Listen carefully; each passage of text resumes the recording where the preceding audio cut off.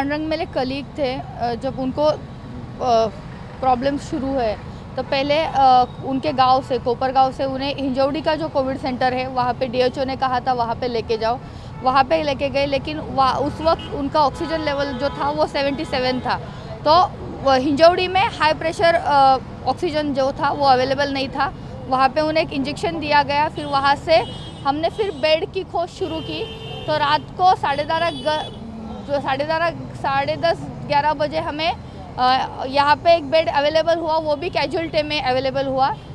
हालांकि उनको उस वक्त वेंटिलेटर की ज़रूरत थी, लेकिन हाई प्रेशर ऑक्सीजन बेड जो है वो यहाँ पे मिला। और कल फिर उनका शाम को बताया गया कि उनके ऑक्सीजन लेवल जो है वो अभी 85 तक है, वो स्टेबल है। वो मैसेज भी कर रहे थे, लेकिन हमने यहाँ की सब सिचुएशन देख के हमने मिलके ऐसा डिसीजन लिया कि उन्हें अच्छा प्राइवेट हॉस्पिटल में लेके जाए। वहाँ पे बेड भी हमें अवेलेबल हुआ। यहाँ से सिर्फ 7 मिनट का वो रास्ता है प्राइवेट हॉस्पिटल का।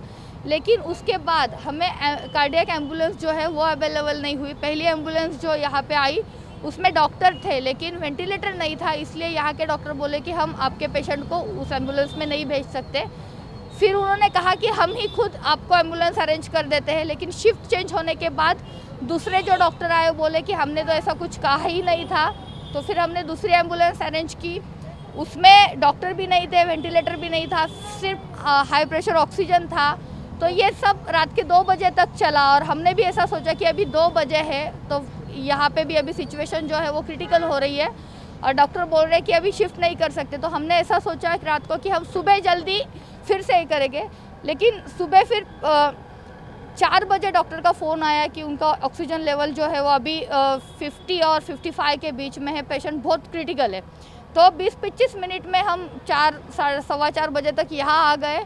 और यहाँ आने के बाद मीनवाइल हमने एक एम्बुलेंस भी अरेंज किया था दीनानाथ मंगेशकर से ही, तो वो 6:30 बजे तक अवेलेबल होगा यहाँ पे हमें बताया गया था।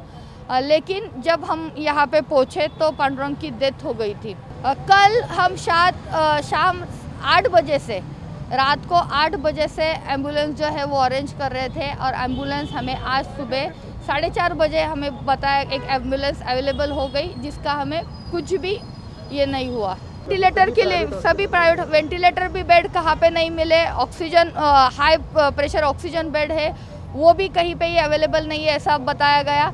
सबको कॉल किए हमने, डिविजनल कमिश्नर से लेके हमारे जो मेयर है सबको कॉल किए। मेयर ने बताया कि बेड अवेलेबल हुआ है, इन लोगों ने हमें बेड अवेलेबल करके दिया ना, ऐसा नहीं।